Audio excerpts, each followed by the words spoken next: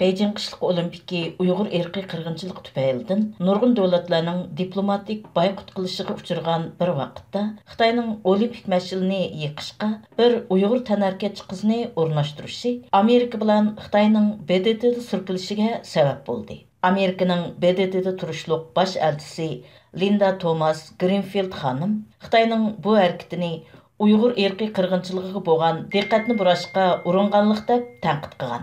Xitoy Beijing qishliq olimpikining 4 fevral Beijingdagi qush changisi tantarbiya maydonida o'tkazilgan ochilish marosimida maydonga mash'al ko'tarib kirib, olimpik o'tqishini yiqishga bir Xitoy tanarkatchi qiz bilan Dilnigar Ilhamjon ismli bir Uyg'ur tanarkatchi qizni tanlagan.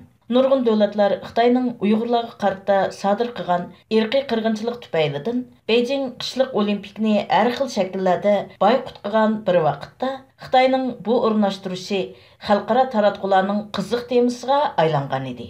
Baş elçi Linda Thomas Greenfield 6 fevral yakshanba kuni Amerika Kabirlik xabarlar tori CNN'ning riyosatchisi Jack Tapperning ziyoratini qabul qilganda mundaq degan. With Chinese President Xi looking on, a Uyghur athlete helped light the Olympic cauldron. How did you see that move? Do you agree with those who saw it as essentially President Xi giving a middle finger to the international community?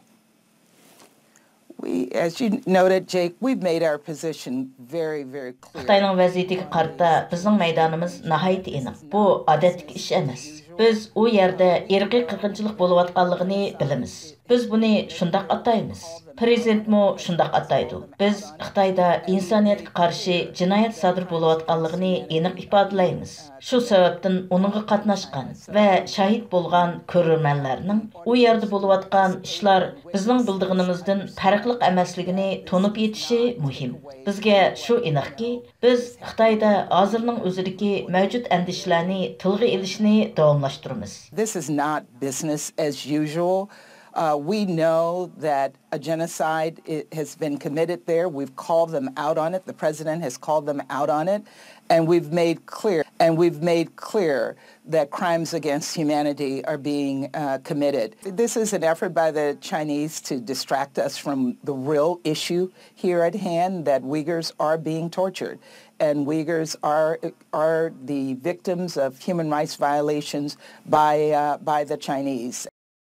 Linda Thomas Greenfield yana Xitoyning Dilnigar Ilhamjonni olimpik mash'ilni yandurishga o'rnashtirganligiga baho berib, bu Xitoyning bizni u yerdagi Uyg'urlarning qiyin qistoqqa uchirishi, shunaqla Uyg'urlarning Xitoy tarafidan kishilik huquq dafsandichiligiga uchirishidek haqiqiy masalalardan yiroqlashtirish urinishidir. Lekin biz buni oldingi va markaziy o'rinda tutishni davomlashtirishimiz kerak degan. Ma'lum bo'lishicha, Xitoy Beijing qishliq olimpikining mash'ilni yandurishga o'rnashtirgan 20 yoshlik Dilnigar Ilhamjon dala chang'isi teyilish mahiri bo'lib, u 5 fevral kuni o'tkazilgan 65 kishilik dala chang'isi musobaqasida 43 bo'lgan.